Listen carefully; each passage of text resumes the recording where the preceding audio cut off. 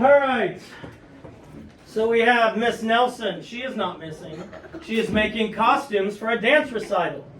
She needs to make 3 different costumes. Style A requires some amount of yards.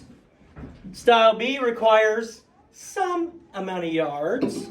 And style C requires some amount of yards of fabric. How many yards does she need to make all 3 styles? So if I were to ask you, which I'm going to tell me in words what you would do to solve this problem, Blade, what would you tell me?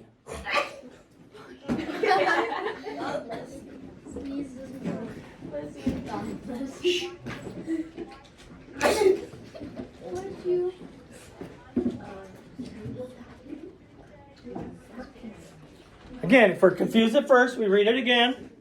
Miss Nelson, who is not missing, is making costumes for a dance recital. She needs to make 3 different costumes. Style A requires some amount of yards. Style B requires some amount of yards. And style C requires some amount of yards. How many yards does she need to make all 3 styles? What do you think, Blade?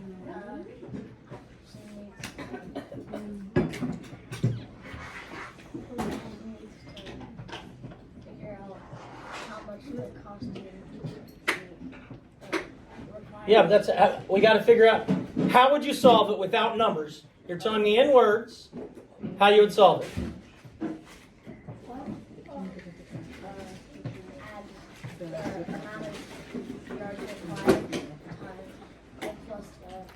Good. Yards for A plus yards for B plus yards for C. The yards for A plus the yards for B plus the yards for C. Man, that's so easy, Mr. McMurdo. Are we done now? No! That would make it too easy. Now we're going to put some numbers in here, because I guarantee if I started off with the numbers, about half of you would be like, what? I don't know. Please don't yell at me. Style A requires 1 3/4 yards of fabric. Style B requires 1 1/2 yards of fabric. Style C requires 2 1/4 yards of fabric.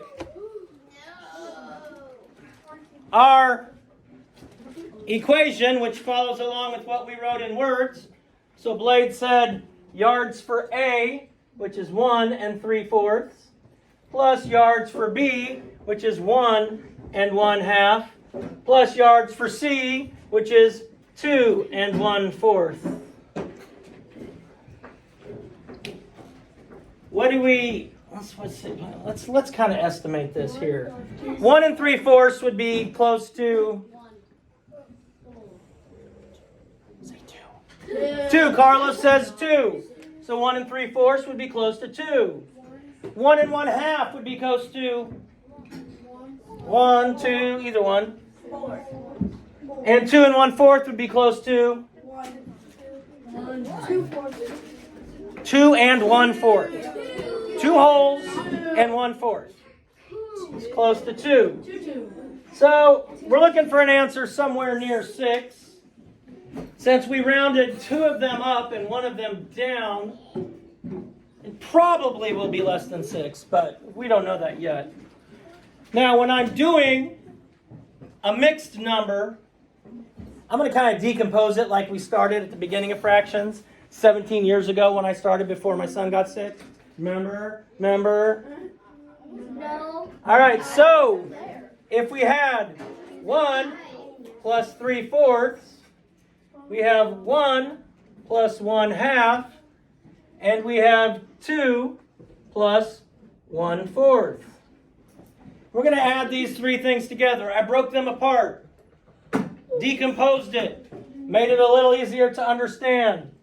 2 plus 1 is what? 4. Okay, so we have 4. Now, if look at these, we have 3/4, 1/2, and 1/4. 3/4, 1/2, and 1/4. So what do we think? Anybody have an idea of how we could do this real easily? I mean, with very little. Briar. 1/4 and 3/4 will be 1 whole. Brilliant. This and this. So we already have 4. 3/4 and 1/4 is 1 whole. Remember, with addition, I don't have to keep it in that order. I can put it in any order if I'm just adding. So we have 4 plus 1 whole. And what do we have left? 1/2. So I have 4 plus 1 plus 1/2. So my answer is 5 and 1/2.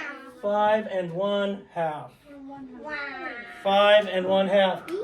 Reasonably close to our estimate. That was brilliant. I was sitting here, I was going to go, I'm going to ask that question, and I'm going to get blank stares.